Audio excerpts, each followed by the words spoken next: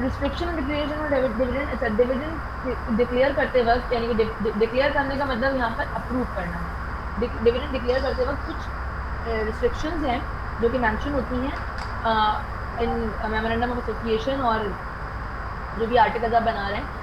Out of the profit, no dividend share be declared और paid by a company out of the profit from the sale or disposal of any immovable property or assets of a company nature of a capital nature invest। अच्छा देखो, हमें पता है कि जब हम आप लोग सब अकाउंटिंग कर कर आ रहे हैं and while calculating the profit and making the income statement we also add some other income which includes profit on sale or profit and disposal of a fixed asset or non current asset।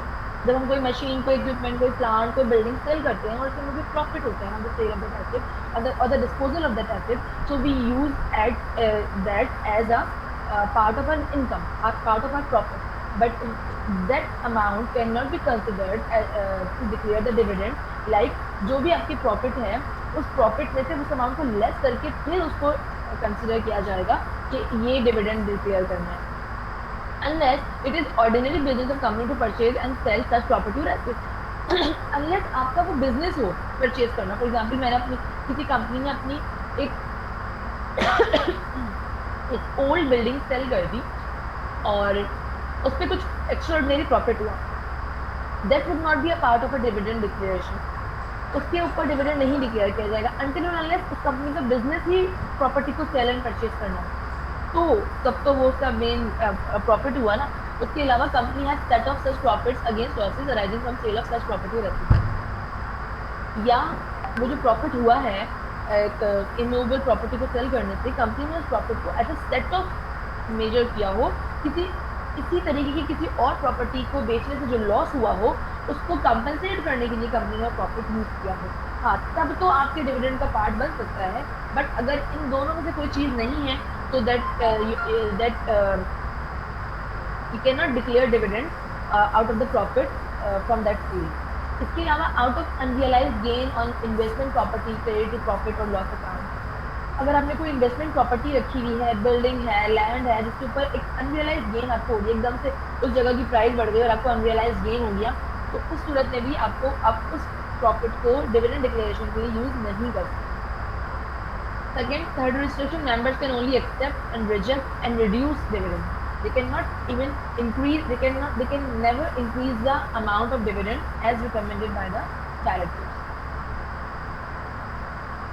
इसकी example देख लेते हैं हम। ABC Limited Corporation on July 1, 2015 to manufacture and trade soap। By the end of first half of the year, it accumulated operational loss of rupees 4 million and made gain of rupees 52 million on the sale of a plot of land meant for a manufacturing purpose। उसका operational loss, यानी कि जो business कर रहे हैं उसको तो loss उनको हो गया 4 मिलियन का, लेकिन एक दूसरी एक प्लॉट सेल किया उन्होंने जो उनकी पहले मैन्युफैक्चरिंग फैसिलिटी था, उसको सेल किया, उससे उनको 52 मिलियन का प्रॉफिट हुआ।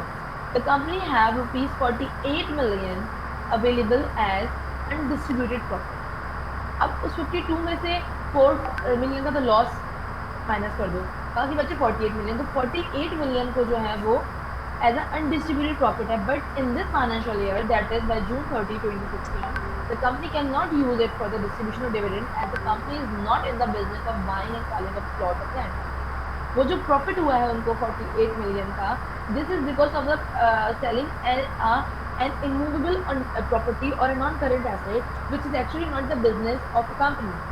That's why they cannot use this profit for the distribution of dividend। They would declare that they have suffered loss of 4 million as an operational loss in the course of a business, so they cannot give dividend to their shareholders in this particular year। That 52 million cannot be considered as the amount as the profit for the division of dividend। Are you getting this example?